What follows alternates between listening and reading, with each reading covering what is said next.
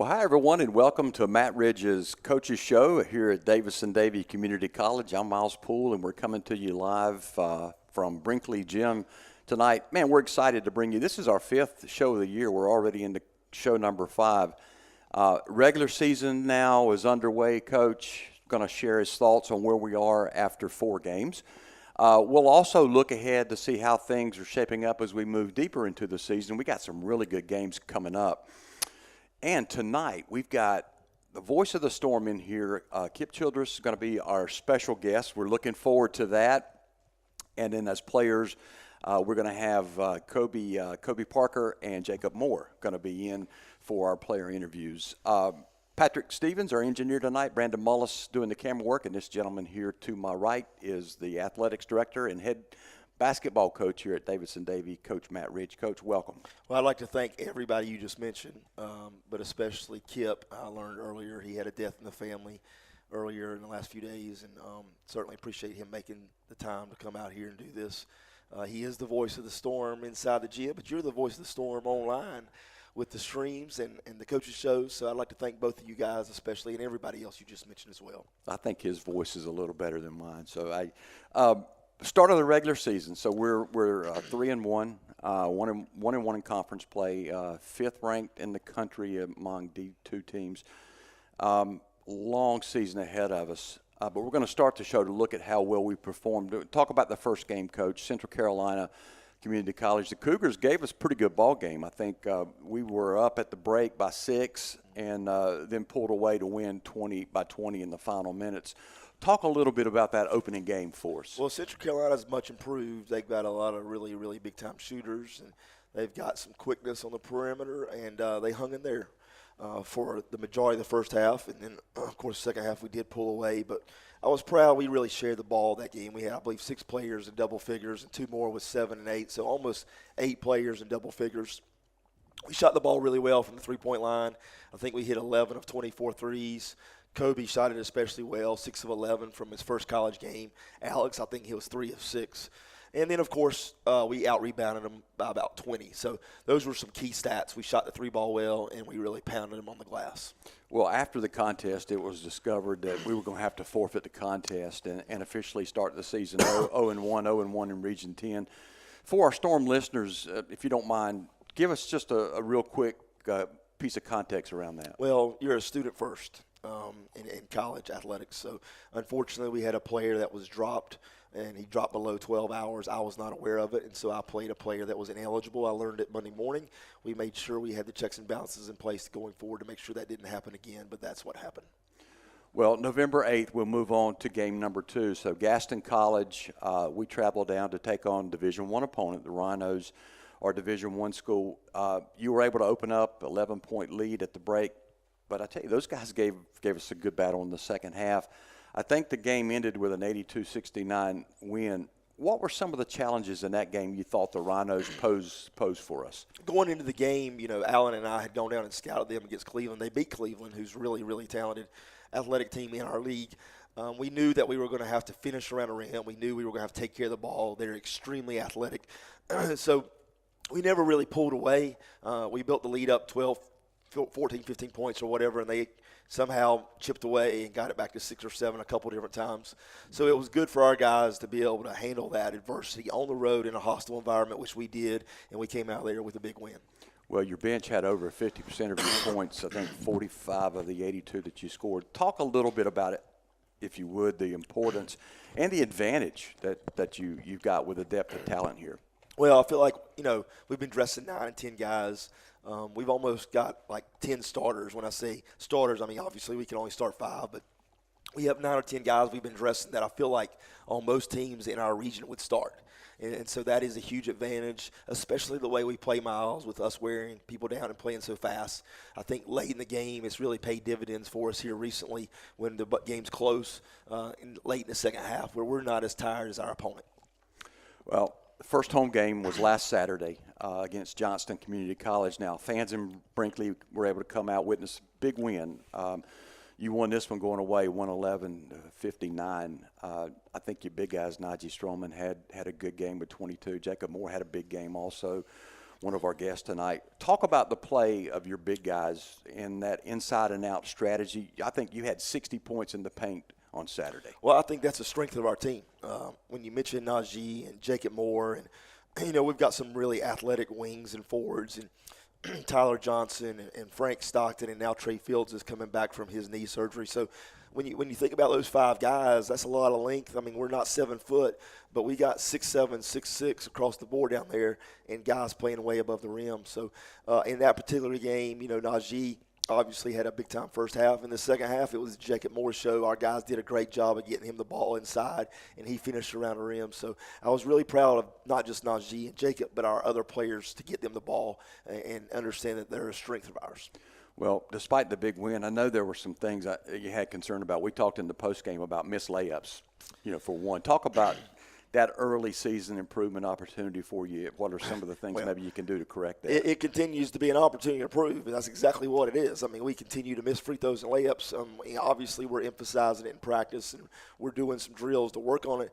But at the end of the day, on game day, our guys has got to stop letting our opponent length and athleticism force them to miss layups and shots around the rim.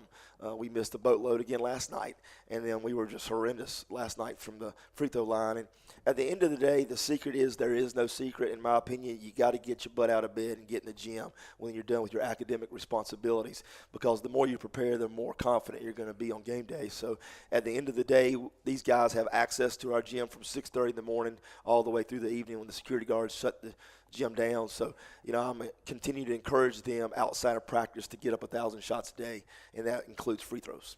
Well, it was obvious in the second half our guys were better conditioned, I think, than Johnston. We outscored them 60-32, and I even leaned over at one time and mentioned to Kevin Gardner, I said, man, Johnston, they got their hands on their knees. They're out. With the style of ball that you play here, share with our listeners the importance of everyone being in great shape. And what's your conditioning program look like? Well, prior to them setting foot on this campus, we tell them, and some freshmen don't fully understand it always, to come here and report in the best shape of your life. We obviously have in the preseason 3-hour practices, conditioning afterwards. But in addition to all that, we have several conditioning tests. We have the mile test, and if they don't make the mile time, they continue to run it every day until they make it. And then we have the 2-mile test, which they run one time. If they don't make it, there's consequences. And then this year we implemented something called the Kobe test, which is, in my opinion, very difficult. So we have 3 conditioning tests that everybody has to go through, 2 of which they have to make. The third one, the 2-mile, if they don't make it, there's other conditioning they get awarded. But so our practices are tough, especially August through the end of October, those 2.5 months, 3-hour practices, conditioning afterwards. It's not easy, Miles. And so we believe we are the best conditioned team in the country, and we pride ourselves in that. And with our way we play, like you just mentioned, I think that it's paid a lot of dividends over the years. And early on in this season, I think we've been able to pull away from some teams because of that. Well, I know you guys got in early this morning from last night's game on the road at Denmark Tech. We were just talking about it before the show kicked off. Man, that was a nail-biter. I think there were 11 lead changes, 12 ties in that ball game, and you came away with a 81-80 win. So it wasn't easy against a previously undefeated Division I team. Tell us a little bit about that game. Well, number one, you got to tip your hat to them. I mean, they were ready to play. And, we expect to get that kind of, performance from our opponents in terms of them being ready to play against us, since we are nationally ranked and our history is what it is. But we just did not put the ball in the basket. I mean, whether it was free throws or layups, we struggled to convert, and we're much better shooters than that. And so obviously today in practice we shot a lot of free throws and emphasized that. But like I said earlier, these guys on game day have got to be confident because of their preparation. And then, of course, on the defensive side of the ball, we struggle to contain number 0. We tried numerous things, obviously Barron and Mike, and then we put Frank. Frank did the best job of the 3, in my opinion. But then we went to a zone, and they were still getting into the teeth of our zone. So I've got to do a better job as a coach at getting our guys to not just do a better job on the ball, but off the ball, of helping to cut off those driving lanes, because last night we struggled guarding number 0. Yeah, I noticed last night it looked like their guard play gave you guys a lot of trouble. I mean, 44-34, they had the advantage in the paint, which is not typically what we see. the guard penetration, I mean, was it more of was it a speed thing, a size thing maybe, or a little combination of both? Well, if I knew the answer to that, we would have figured that out last night. But, I mean, at the end of the day, our guys got to bend their knees. I've always said lower shoulders win. I think we were sometimes too upright.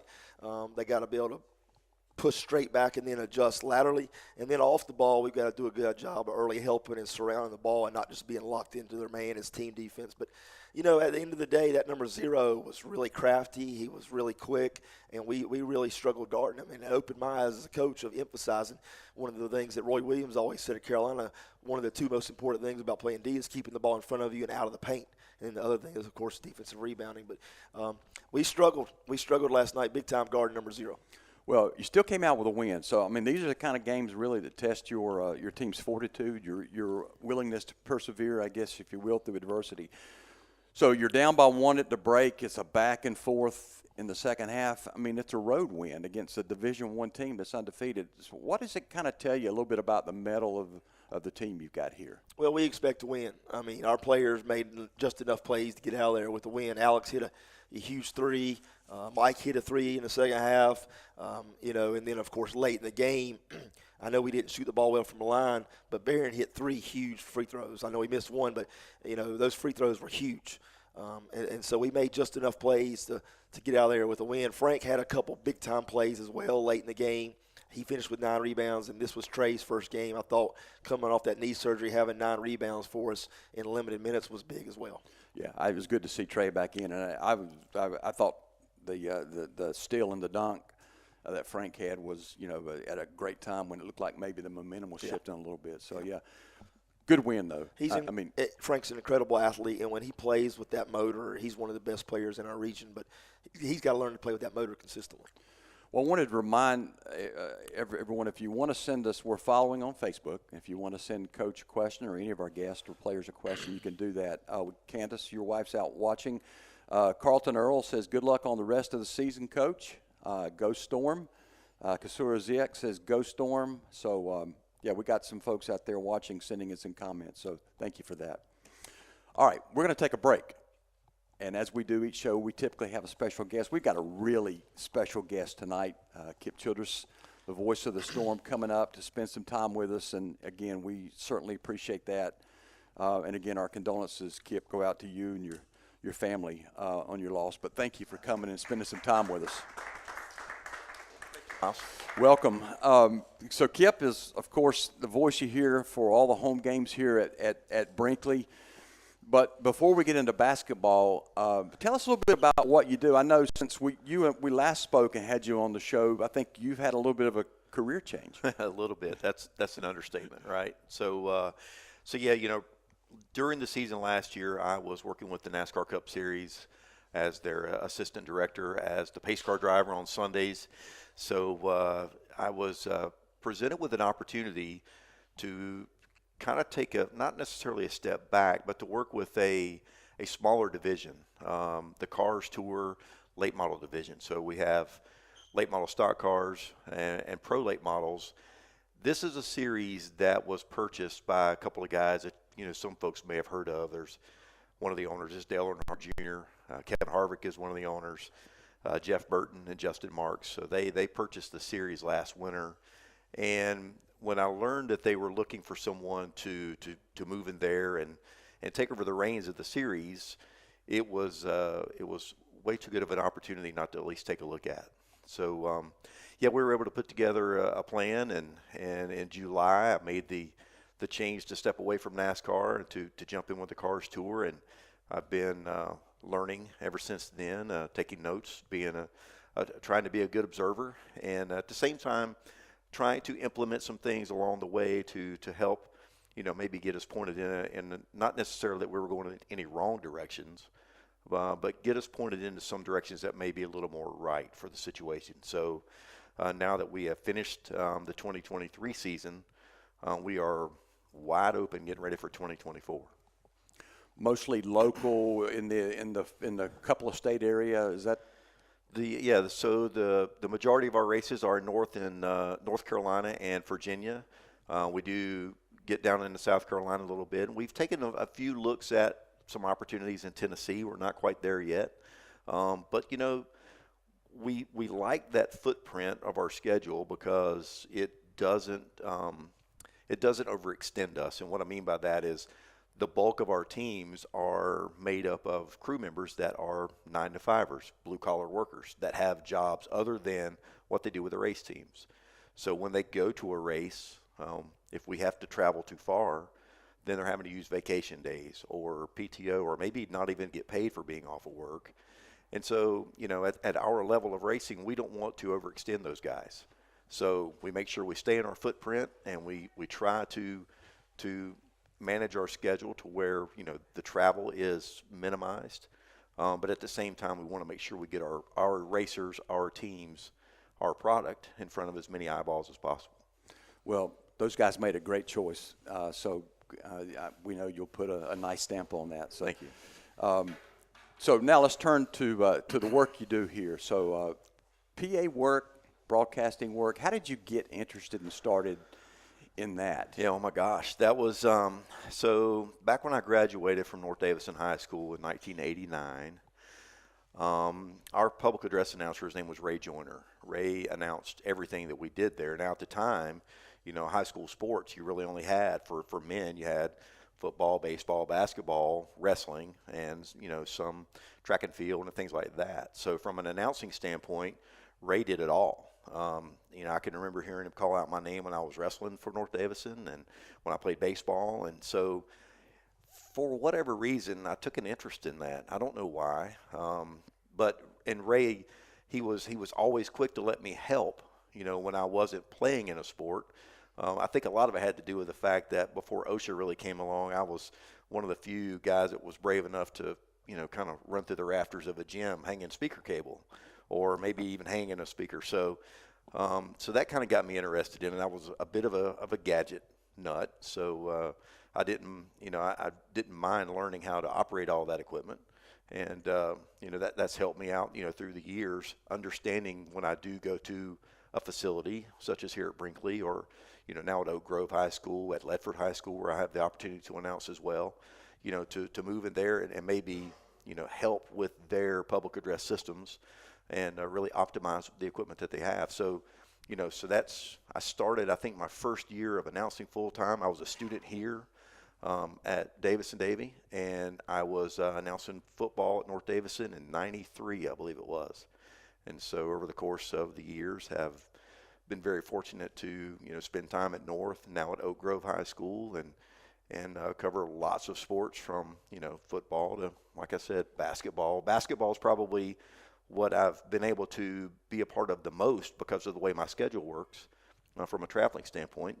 With basketball being in the winter when we're typically at home, it's lent itself to be able to make me more available for that.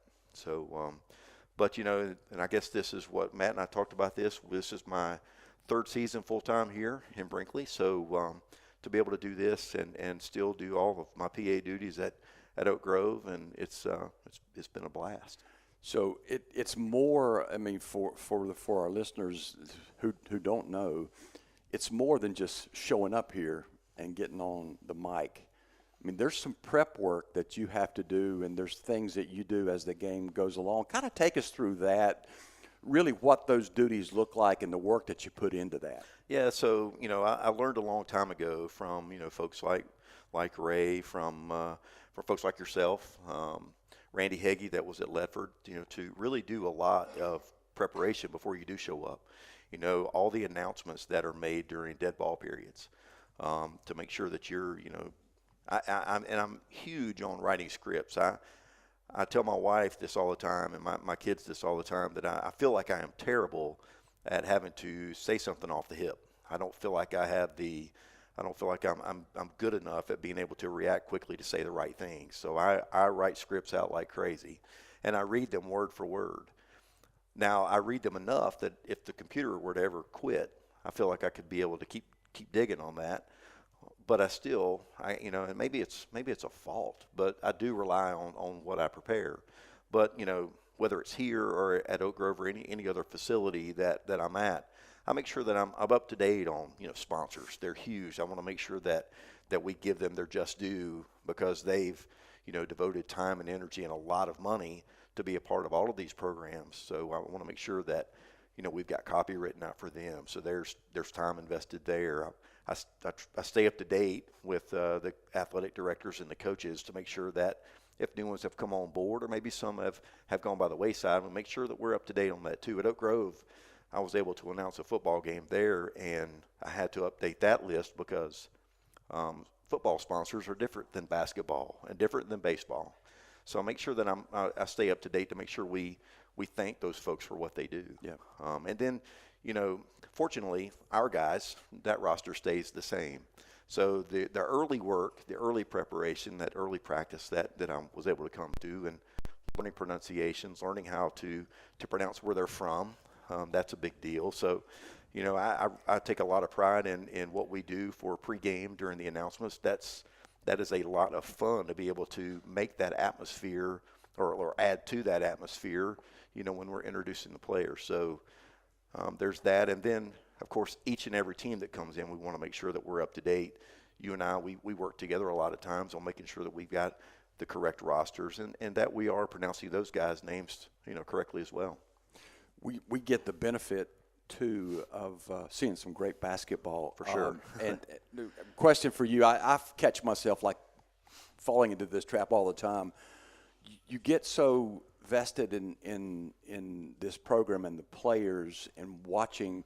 Do you ever lose track of, I'm the PA guy here? I mean, because I do, and get caught up in the game. Do you ever do that? I don't know. I've never really thought about it that way. I do know that I will get caught up in what I'm doing sometimes so much that I miss parts of the game, or I'll miss certain aspects of the game. So I love going back and watching the game after we finished our jobs on, during the week or on Saturdays. It's to go back and I critique myself too. I'm one of my own worst critics, I'm sure, as we all are. But I like to go back and do a review. I do this even at the racetrack. We'll run a race on Saturday and leave from there because I will be so in tune to what I'm watching to make sure that rules are being followed, procedures are being followed, that I want to go back and now watch it for my enjoyment. Yeah. Same thing with watching these guys. I think we're right up on the action. Sometimes we are right in the middle of what is going on. To be able to go back and take all that in afterwards and enjoy it, it's a real treat sometimes. It's an art to be able to separate what you got to do and being a fan too. So you've been around a lot of high school level athletics. You just talked about it, NASCAR. You've talked about basketball, the volleyball. In your opinion, what is it about Davidson-Davie Community College men's basketball program that makes it so successful year over year over year? Well, I think, we heard, Matt talk about this a little bit earlier. I think the one word that comes to mind at this point in the tenure of the program is tradition. I think that, when players are looking for an opportunity to go and be a part of something, this is a great place to come to be a part of that tradition. And then, by the way, it gives you a great opportunity to keep on playing even after you leave Davidson-Davie. So, I think that, from a spectator, from a public address standpoint, it's watching the program continue to be rebuilt year after year after year. And then I'm sure being a player, knowing that you're going to be a part of a program that is just going to be successful. And now you can't come in here and rest on those laurels too. We've been in there and seen it. They put the work in. The coaching staff puts the work in. The community, they put the work in. They show up in droves. They show up and fill this place up. So I think that as long as, everyone understands and respects and honors that tradition, we will see a lot of great basketball in this gymnasium for some time to come. You're talking about the gymnasium. Brinkley is a tough place for an opponent to come in and play. I remember my first time announcing here. It's a tough place to announce sometimes. It is. Because the crowd is so loud. You and I don't think, since we've been doing these things, I don't think we've seen this team, this program lose a game in this gym. I haven't. I've never seen one. 242-19 is the record. That's a 93%, almost 93% winning percent. What do you think makes this place so tough for opponents to come in here and play? Well, the fans are right up in your face, right? No matter where you are on the court, they're in your ear, they're in your line of sight. They are all over you. So just from a player standpoint, watching the game last night, that was a fairly large arena, and the fans were back from the floor so much. You don't have that luxury here. If you're an opponent and you're out there on the floor, you're getting an earful from somebody, and don't let you mess up. Because if you mess up, that's going to be amplified by the crowd here too. I won't say they're disrespectful. They are very passionate about what we do here. Yes. Do you have a favorite moment, storm moment that maybe sticks out in your mind you want to share with us? And I don't know. I think that goes back to the point of being so engaged in what we do. I think for me, probably one of the coolest moments that we've had up to this point is when we went to shutting the lights off for the intros and having the spotlight and really raising the level. And then you add the electronic message board and the scores table, and you add all of those elements to it. Like I said, I love the pregame. I love introducing the kids, and I think that when we keep adding on elements to that to make this be a little bit like those larger venues that we see on Saturday afternoon when we're watching D1 basketball. That for me, and you hear that crowd reaction. I tell people all the time, and when folks ask about what the difference is between PA and play-by-play, I say, well, the biggest difference is when we're at the gym, they can't turn me off, right? So I love the fact that when things are really flowing and the crowd is into it, and then those lights come up and it's time to get going. So, question for you, Kip, as we end this one. Over to your right, the squad, this year's team. Tell me, I know we're only 4 games into the season, but give us your thoughts on the talent here. Yeah, so I've seen 2 of the games. Of course, the one here at Brinkley and then the one last night. The one thing that even with the big win that we had here last Saturday, there were certain times during the game where I think we really saw the kids bounce back. They would have a lull here, miss a few shots here and there. But the one thing, and then especially last night, is to see the amount of grit that they seem to have. They would get out to 6 or 7 point lead last night, and then it would kind of taper back. And I don't think we were ever down more than a couple. If we were down at all, every time I look at the score, we were either tied or 1 up or 7 up. But I think the one thing is when you see the guys come off the bench, go onto the floor, come off the floor back to the bench, they're all encouraging one another. And when they're out there on the floor, they play with so much grit. It's just that the fight's in there, and they're not going to lay down and let one slip away. Well, we appreciate you coming tonight and being a guest on the program. And we thank you for bringing your talents here and doing all you do. So thank you so much. Appreciate you, Miles. I'm glad to be a part of our team. Yep. Kip Childers, he is the voice of the Storm. We're really thankful he came tonight. And our condolences, of course, to Kip and his family. So now, stepping in, we've got Kobe Parker coming in. Yeah, Kobe gets – thank you, Kip. Kobe, 6'1" guard out of Jamestown, played for Ragsdale High School. Had a really good career there at Ragsdale. I think 14 points you averaged your senior season there. As you looked ahead to playing at the next level, what were some of the reasons or the reason that you chose to come to Davidson-Davie? When Ridge recruited me, he invited me out to a game, and when I came, I loved the energy and the atmosphere in the gym and just the family aspect of everything, and that really attracted me to come here. How has the transition been for you coming from high school to college ball? At first, it was a bit challenging just because it was so much more intense, but I picked up on it fast and been good ever since. Well, you're off to a good start, really good start. First 4 games of the year, 12.5 points a ball game, 2.3 rebounds, 2 assists a game. Talk a little bit, though, I want to talk about your first collegiate game. Mm-hmm. You went off. You had 26-point performance against Central Carolina. Tell us a little bit about that game and that experience for you. It was a great experience. I mean, coming to the game, I was prepared to just take the opportunity that I had and make the most of it. And shout out to my teammates. They found me in my spots, and I made shots. Well, making shots really is my next question I want to brag a little bit about. I like sharing stats. So you're shooting 51% from the floor, 50% from three-point range. How much time in and outside of practice do you work on your shot? I mean, outside of practice, I try 45 days to get up 1,000 shots. And then obviously in practice, I'm always trying to get my shots up. What is the strength you bring to this team? Is it your shooting? My shooting, but as well as my defense. That's something I'm trying to bring more to the team this year. So I want to put you on the spot. What's it like playing for this gentleman here behind the camera?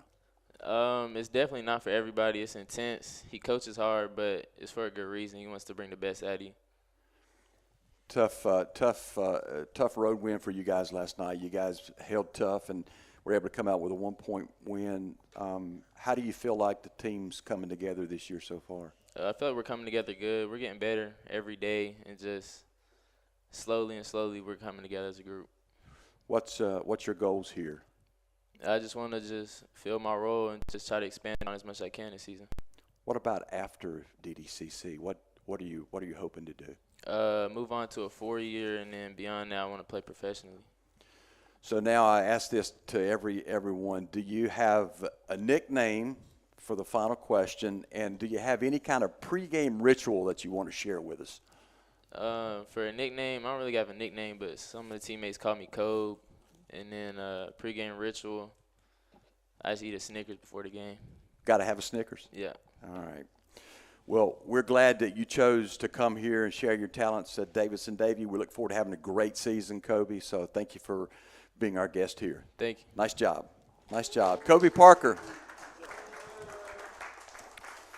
Next up, we got Jacob Moore. The big guy is going to come in and chat with us for a little bit. Jacob is a 6'7" forward out of Winston-Salem. Played the high school ball at Mount Tabor High School, not too far from here. About 21 points a game, 4 blocks, 2 assists, 10 rebounds a game in your senior season. Pretty good stats. You went on, I think you were maybe the Piedmont Triad Conference MVP that year, also the Frank Spencer Christmas tourney that locals know about. You were MVP of that your final year at Mount Tabor. You chose to go as a freshman to play at Cape Fear Community College.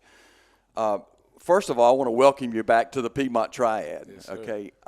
What played in your decision to come back and play after a year off at DDCC? And then what's it like being part of this elite JUCO program here? Really, Coach, I knew Coach for a long time. He recruited me hard in high school, and I really liked him. I liked his attitude and really how he showed up to the game with the family. He pulled up to the game with the whole family. I met the met the girls, you know what I mean? So I really got a family type of vibe. And really, when I needed him the most, he really saved me. You know what I mean? So that really played a part in my decision to come here. Well, a lot of former players have said just exactly that. Something different about playing here at Davidson-Davie. Looking back on your experience at Cape Fear, if you could give us your perspective a little bit about what's different about that and then what you feel here at Davidson-Davie with this Storm program. It's a major difference. Playing for Coach Ridge, it's a lot of details and stuff off the court that you got to keep up with. It's a task, but if you really love basketball, you'll get it done, and he's gonna pull it out of you for sure. Now, you took a year off between. Yes, sir. What did you learn about yourself in that year between Cape Fear and this year? I learned a lot about myself. I really learned that I need the game of basketball it aligns me. That's what's aligning me. So I really was trying hard to jump back into it that year, and I really was supposed to just do a year of school at Forsyth Tech, but Coach Ridge heard about that and came and helped me out, and now we're here. So, pretty good relationship with Coach Ridge. What's it like playing for him? You got to ask yourself, do I like basketball? And then if it take you even a second to answer, don't come because it's hard. It's hard ball. He gonna pull it out of you. So I'm gonna ask you a question. This is so even though this is your first year here, like we said, you played at the collegiate level at Cape Fear. Do you see one of your roles here on this team this year as a role of a leader? And if you do, how do you show that? I definitely see my role as a leader. I try to bring a lot of good energy to the team, good vibes, and really I like to make my brothers laugh really because it's a stressful life dealing with basketball in school every day. Not as stressful as it could be, you know what I mean? But it's still stressful. I try to ease it off of my bros a little bit, you know what I mean? Mm-hmm. So I'm going to talk about your stats a little bit right now. I know we're only 4 games into the season, but 15.3 points a game, 6.7 rebounds, shooting almost 74% from the floor. If you hold that up, that'll be probably one of the best percentages in the nation. I think that's top 25 now. How much time do you put in working on your shot? I ask you the same question I asked Kobe, and what does that work look like? It's a lot of body work. Like I really like to be prepared because I'm big. I like to be prepared to bump bodies for the whole game and still be able to hit my shots and take smart shots while I'm tired. That's really a big part of my game. Is that the strength you bring to this team? Your inside game? I would say my inside game and also my defense and my rebounding for sure. Rebounding. What's the part of your game you need to improve on? I can really shoot. So that's a part of my game is just adding my jumper into the game. I ask you again the same question I asked Kobe. These guys to your right here. What do you think about the team so far? Man, I love these guys. I only been here for how long you say, Coach? 4 months, man, and it feel like forever. It feel like I knew these guys for 5 years plus. There's a lot of chemistry going on, a lot of family in. Now, I know that you've already received interest from some 4-year schools, and you've got a year to play, right? How do you keep those kind of offers in perspective and maintain focus on taking care of the business at hand here at DDCC? It's really not that hard when you just put your head down and grind and focus on the task at hand. Right now I'm focusing on completing the season. I'm not even going to say the accomplishments we want to make, but we want to make it far, and we want to take it there. Nickname? Some people call me J-Mo. Some people call me 50. You know, hey, Mr. Cool Guy. All right, J-Mo or 50. I have to use one of those in the broadcast. Yeah. Any pregame rituals that you do before a game to get you prepared that you can share with us? Really, I drink a lot of electrolytes and love on my family and love on my brothers, and really turn up with my brothers before the game and get really hyped up. I like to yell. All right. Well, we appreciate you not yelling here tonight. For sure. You can if you want to. Ooh, you can let's do go that, Storm, baby. Let's go. All right. Appreciate you, Jacob. For sure. Thank appreciate you. Appreciate that a whole lot. Jacob Moore, we did a great job. He and Kobe both.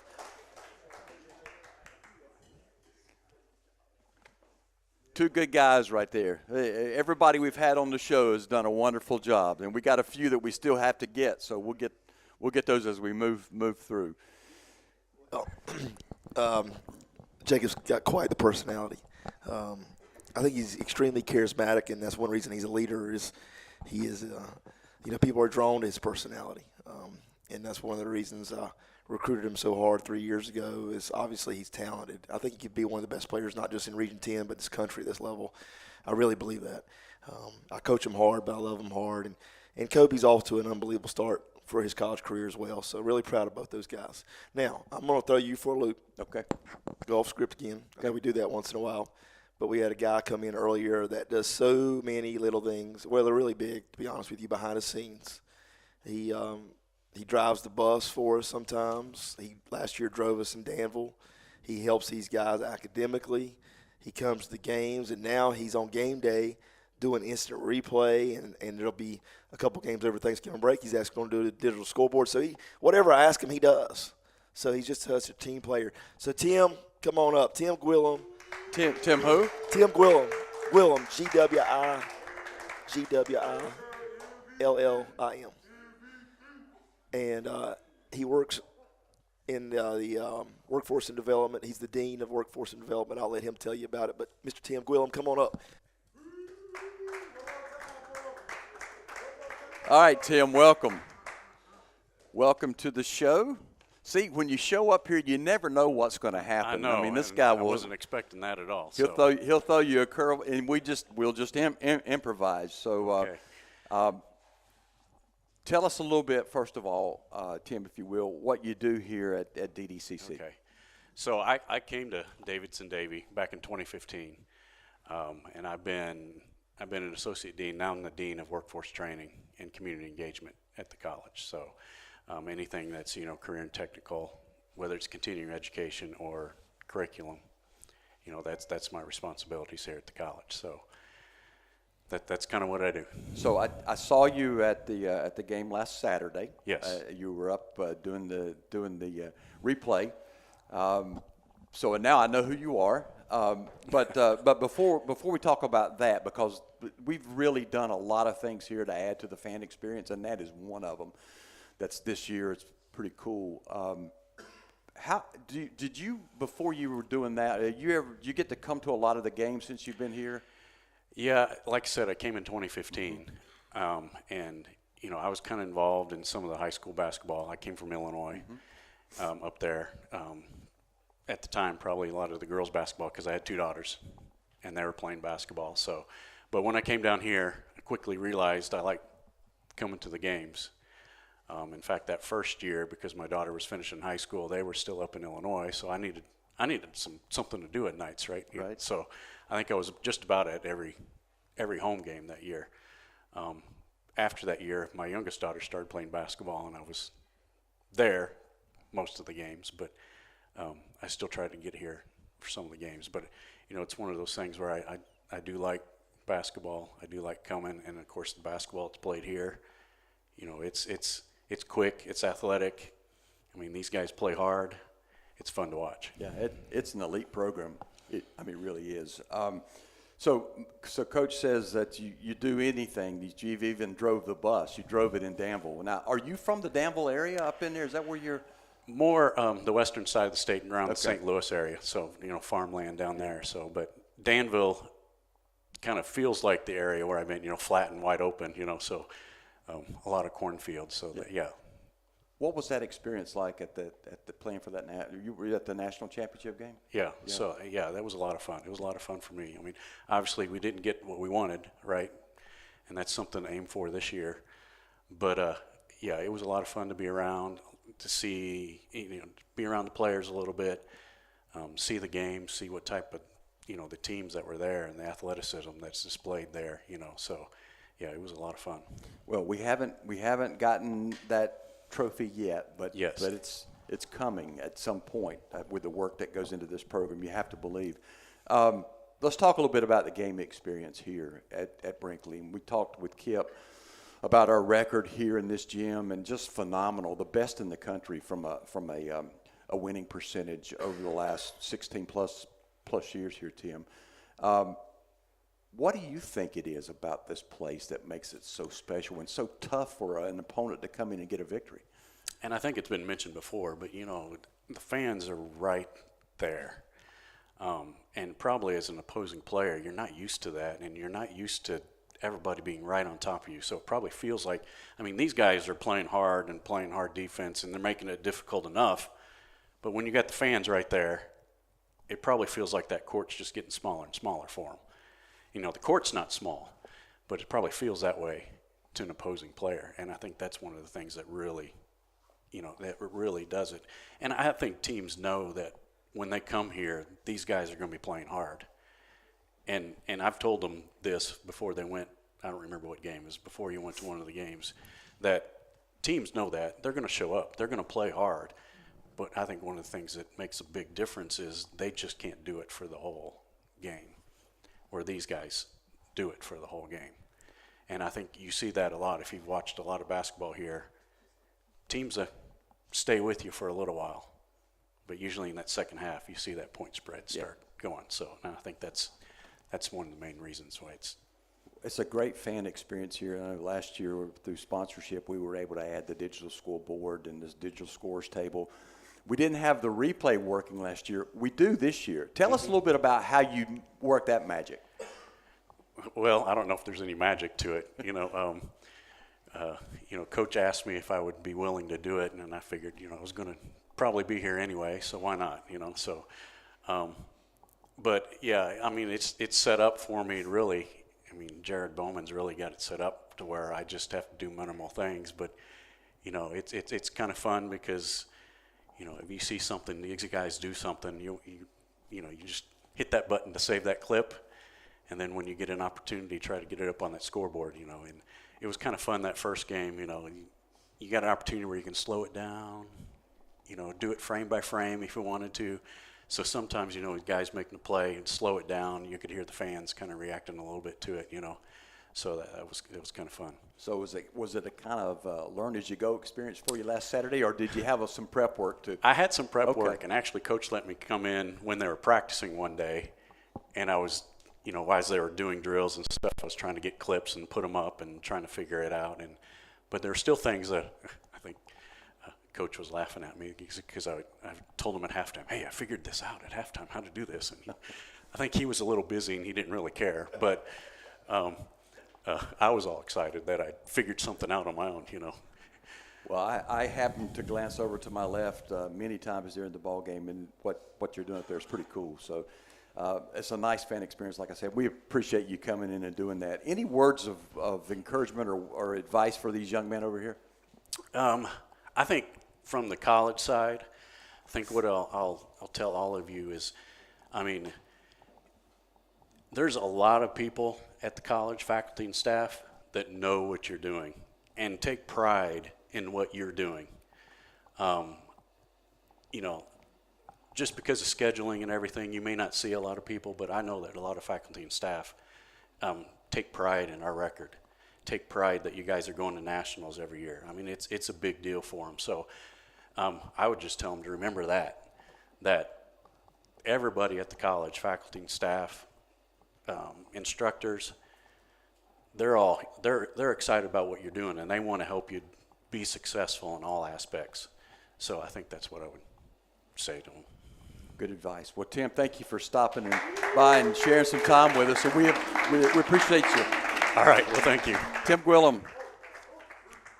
So we got, let's see, Brian Hughes is out watching. Also, Charity Lassiter-Ross is watching. Charity, tell Aaron we said happy birthday. I think today is Aaron Ross's birthday. So, yeah, there you go. Happy birthday, Aaron. Okay, so we got a few minutes. We got some big games coming up. Bryant Stratton's on the road. That's a team that's 1-1 in conference play. So you guys will take the Bobcats on coming up here. What is that, Sunday? A road game. Road game at Bryant Stratton Sunday, and they're really talented. Post players are really good, and they got some shooters. So it's going to be a big time test for us on the road. I'm looking forward to it. We started prepping today, and yeah, I'm excited. Well, and then we've got everybody will get to have some Thanksgiving with their families. Thanksgiving weekend, we got something really big going on here. We want to pack this place out, first of all. But tell us a little bit about what we're doing here for Thanksgiving. So last year in the consolation bracket, after we lost in the Elite Eight, we ended up playing Henry Ford, who a lot of people thought would be the national championship game. They were the 3 seed, if I my memory serves me correctly, and we were the 1 seed. And we played on the last day, just not the right time. And after the game, my wife and I and my kids were in the lobby of our hotel eating pizza late that night. And it just so happened Henry Ford's coach's mother stayed at the same hotel as us in the Hampton Inn. He came over. We had just coached against each other, and we're sitting there chatting. And I said, why don't you just – and I kind of was joking when I first said it. Why don't you drive down from Michigan next year and play us in our Classic? We're going to have a Thanksgiving Classic. And he said immediately, yes, we'd love to do that. So here we are, and they're coming next weekend, a weekend after this, and it should be a big-time experience. So I hope our fans will come out in our community and support us. We're working on getting a lot of four-year coaches there at that game. It's a Sunday afternoon, 3 o'clock. And then the day before, we play Montgomery, who almost beat us last year.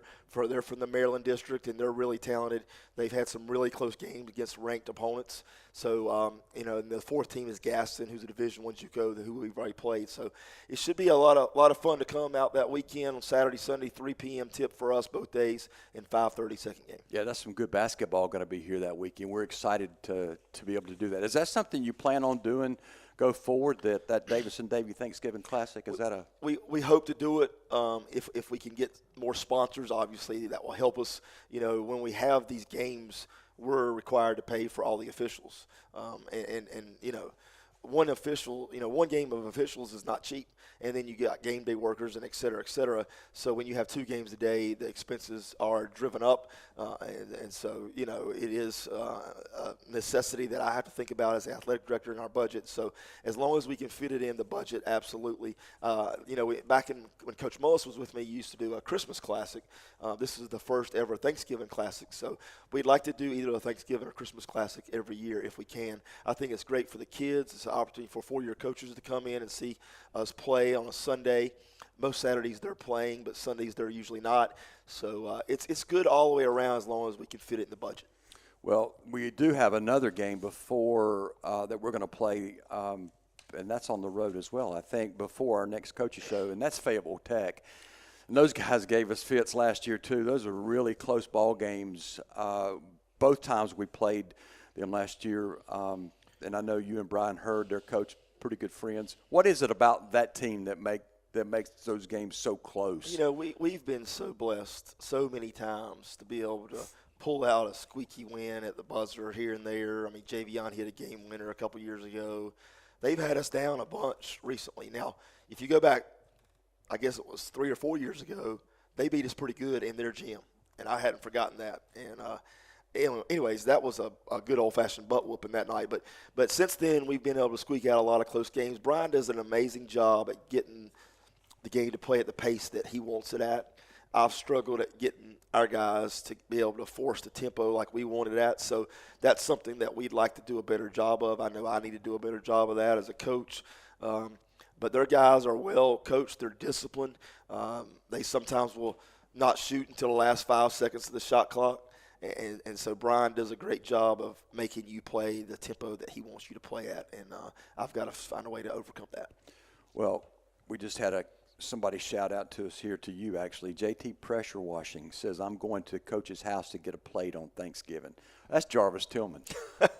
So Tell Jarvis I said, come on. Jarvis, come out here sometime too and share some time with us on the Coach's Show. But, yeah, he said, come on over. We need to get Jarvis on the Coach's Show. He was at the last home game. I saw him at the last home. I didn't get a chance to speak to him. But, yeah, always good to see Jarvis. Always good to hear from you, Jarvis. All right, so we'll close things out. I'll give you the last word here. I know we talked a little bit about when Tim was up here about the enhancements we've made. None of that could happen without sponsorship, and I'll give you a chance, really, if you want to thank some of our sponsors. Well, I mean, there's just so many. But, the top sponsors we've mentioned a lot over the years, Todd Hunt at Jerry Hunt Super Center, the Hill Group, Strickland Brothers, Fidelity Bank, Mohawk. If there's anyone out there, a business that wants to get some sponsorship on the outside of Brinkley, we certainly can talk about those opportunities, as well as, of course, on the digital scoreboard and in the digital signs we have in Brinkley Gym in the lobby as well. So we have different levels, and so all I need is a phone call if you're interested in getting involved with our sponsorship program. I also wanted to mention before we close air, we are 3-1 since we had to forfeit that one game on the court. We're 4-0, but we still aren't at full strength.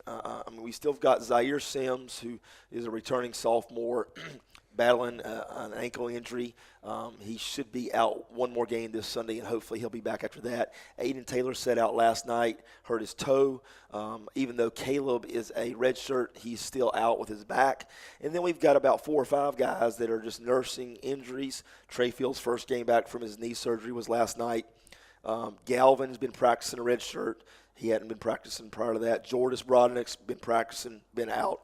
with the injury as well. Alex Reese is still out there overcoming a back and hip injury. And then Mike Wade, of course, is still nursing that foot and that ankle. So we've got 5 guys there that have been participating in practicing games, and they're still, toughing it out, so to speak. Well, it'll be good to see you. I know some of the guys, like you said last night, Mike Wade got some good minutes, and it was good to see Trey back in there as well. Like you said, get healthy. That's what we need down the stretch. Ashley Hicks Carroll, good luck, Storm, to my Storm this year. Hicks family loves you all, especially the coach. So that's an incredible family. Dallas has been coming to our games for 16 plus years now, and his daughter Ashley is a big-time supporter of our program. So just so many people out there in our community that love on our players and support us in numerous ways, not just with their pocketbook, but with their time, like yourself, like Kip, like Tim. Of course, Manuel Teague's over there with his brother-in-law, Caleb, super fan Caleb. Patrick over here sacrificing time, to help make these coaches' shows happen and do other things for us, as well as Coach Mullis. So lots and lots of people in our community like yourself that devote so much time and love to this program. Well, we thank you, Coach, and again, appreciate all the commentary tonight. Kip, thank you for coming out tonight. Appreciate you so much. Voice of the Storm over here. Kobe Parker, Jacob Moore, appreciate you guys and everyone that helped put on the coach's show. We have Brandon Mullis behind the camera, and of course Patrick Stevens over to my left here. I want to thank also Tim Gwillams for coming out and sharing some time with us. Well, and you. We will see you here hopefully on Thanksgiving. Our next coach's show is November 30th at 7 o'clock right here at Brinkley Gym. So tune in or come out and sit down with us. We got plenty of space here for you. So I appreciate you, Storm supporters, and go Storm.